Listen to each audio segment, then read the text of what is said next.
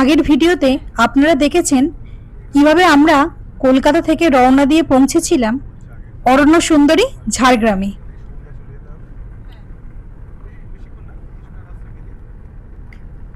আজকের ভিডিওতে আপনারা দেখতে পাবেন ঝাড়গ্রামের অন্যতম দুটি মোস্ট ভিজিটেড প্লেস, চিল্কিগড় রাজবাড়ি আর কনকদুর্গা মন্দির, এবং পথেই পড়বে ডুলুং নদী এবং ছোট ছোট নিবিড় অরণ্য, নাম না জানা গ্রাম আর ঝাড়গ্রামের অফুরন্ত প্রাকৃতিক সৌন্দর্য। এই জায়গাগুলোর সাথে জড়িয়ে আছে ইতিহাস, স্থানীয় বিশ্বাস আর এক অদ্ভুত মায়াবী পরিবেশ।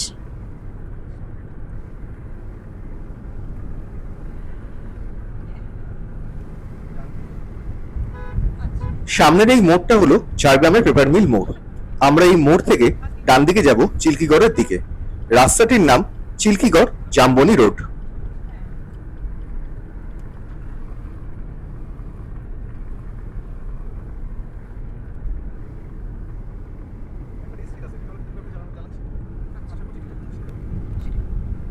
সামনের এই মোড়টি থেকেই ডান দিকের রাস্তাটা চলে যাচ্ছে চিল্কিগড় এবং কনকদুর্গা মন্দিরের দিকে।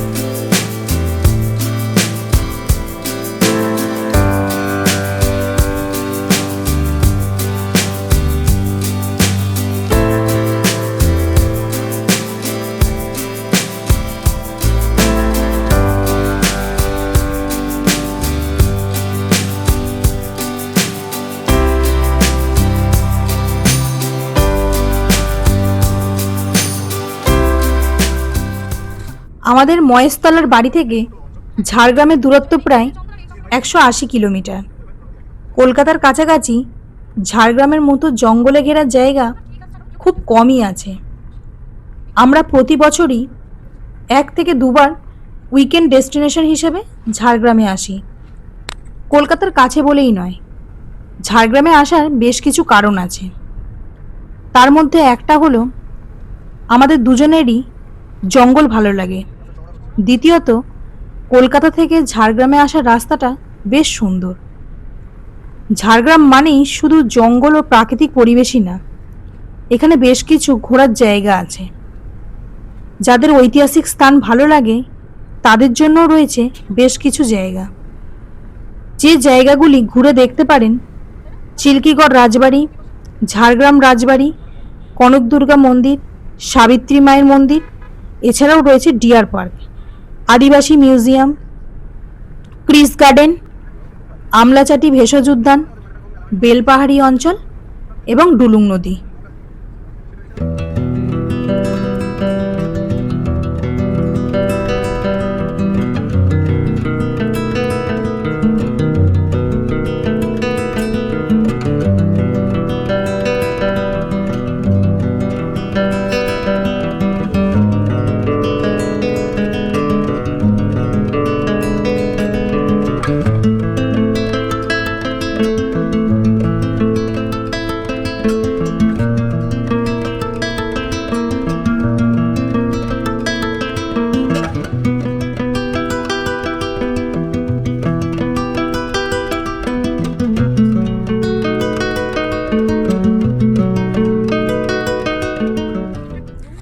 এই হলো ডুলুং নদী। বর্ষাকালে নদী যখন ফুলে ফেঁপে ওঠে তখন এই রাস্তার উপর দিয়ে জল বয়ে যায়।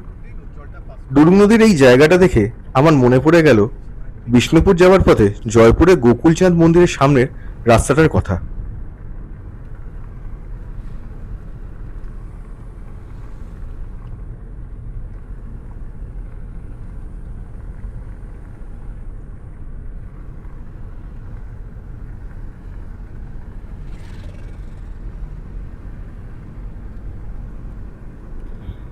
কথা বলতে বলতে চলে এলাম চিল্কিগড় রাজবাড়ি। ঝাড়গ্রাম থেকে যার দূরত্ব প্রায় 14 কিলোমিটার।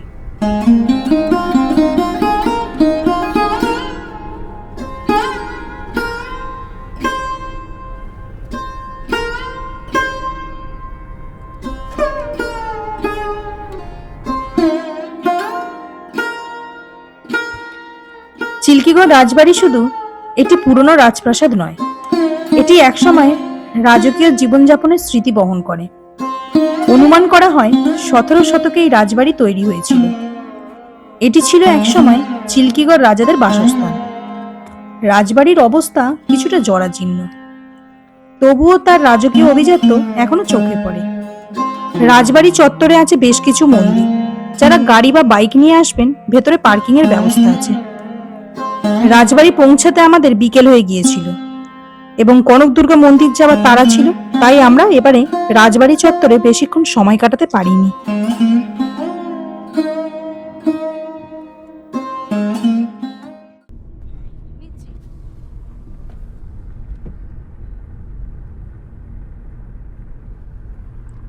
এখন আমরা চলেছি কনক দুর্গা মন্দিরের দিকে।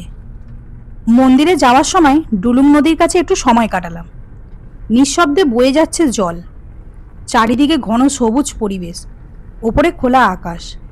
এই পরিবেশ আমরা যারা শহরে থাকি তারা সব সময় মিস করি।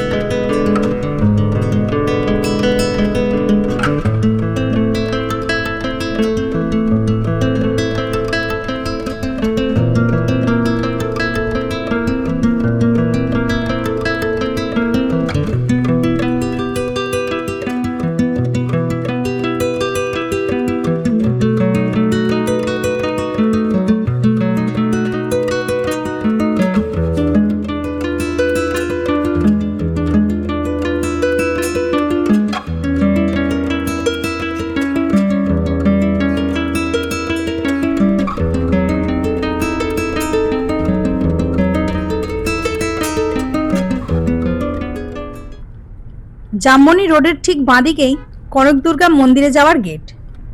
সামনে সাইনবোর্ড আছে। সবুজে ঘেরা এই রাস্তাটা দিয়ে যেতে যেতে আপনাদের সাথে ভাগ করে নিই এই মন্দিরের ইতিহাস। মন্দিরটি আনুমানিক 500 বছর পুরানো। এটি একটি স্বপ্নে পাওয়া মন্দির। আঞ্চলিক বিশ্বাস অনুযায়ী সামন্ত রাজা গোপীনাথ সিংহ দেবী দুর্গার স্বপ্নাদেশ পেয়ে এই মন্দির নির্মাণ করেন। দেবীর আদেশ অনুসারে রানীর হাতের সোনার কঙ্কন দিয়ে তৈরি করেন দেবী মূর্তি। সেই থেকে নাম হয় কনক দুর্গা মন্দির। 1860 সালে আসল সোনার মূর্তিটি চুরি হয়ে যায়। বর্তমানে অষ্টধাতু দিয়ে নির্মিত দুর্গা মূর্তিটি পূজা করা হয়।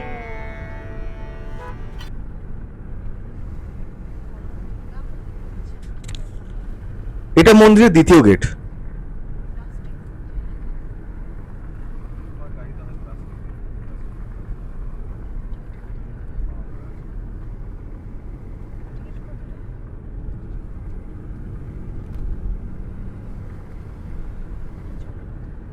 মন্দির চত্বরে রয়েছে পার্কিং এর জন্য ব্যবস্থা।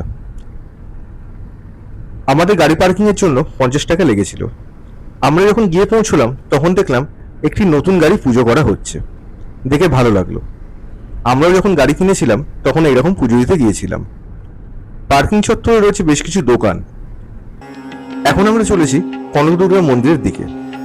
এই মন্দিরটিকে ঘিরে রেখেছে যে অরণ্য, তারই নাম কনক অরণ্য।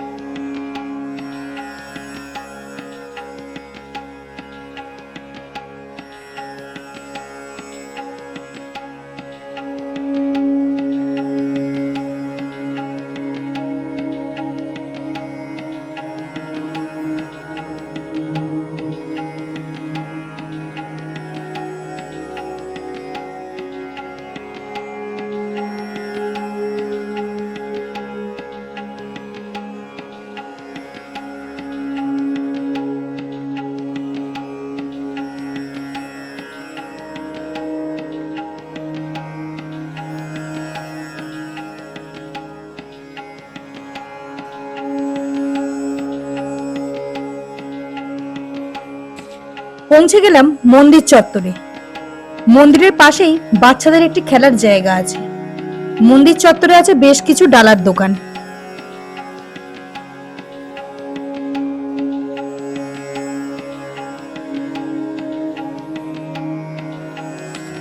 কনক দুর্গা মন্দিরে প্রত্যেক বছর দুর্গাপুজোতে নবমীর দিনে পাঠা ও মোষ বলি দেওয়ার প্রচলন আছে। শোনা যায় একসময় এখানে নরবলিও হতো। দুর্গাপুজোর সময় প্রচুর মানুষ এই মন্দির চত্বরে ভিড় জমায়। যারা পুজোর ছুটিতে ঝাড়গ্রাম আসার প্ল্যান করেছেন তারা অবশ্যই এই মন্দিরের পূজাটা দেখে যাবেন। তবে হ্যাঁ, একটা মজার বিষয়, মন্দির চত্বরে আপনারা প্রচুর হনুমান দেখতে পাবেন।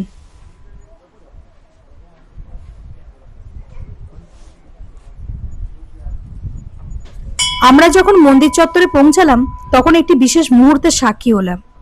এক সদ্য বিবাহিত নবদম্পতি মন্দিরে মাকে পুজো দিতে এসেছে। বেশ ভালো লাগলো দেখে।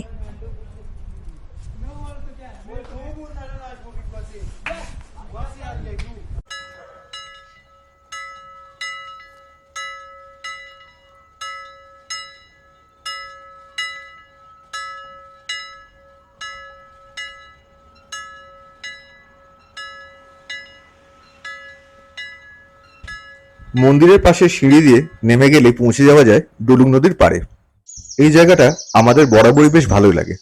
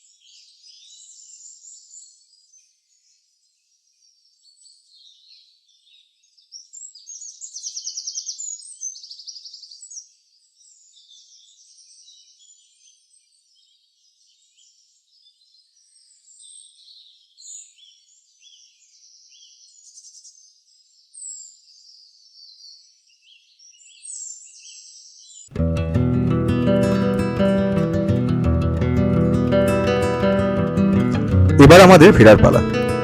আমাদের এবারের একদিনের ঝাড়গ্রাম ট্রিপ এখানেই শেষ। বেশ কিছু জায়গা আমাদের দেখা হলো না, তাই মনটা একটু খারাপ। যে জায়গাগুলি আমাদের এবারের ট্রিপে দেখা হলো না, তার জন্যই আমরা আরেকবার ঝাড়গ্রাম আসার সুযোগ পাবো।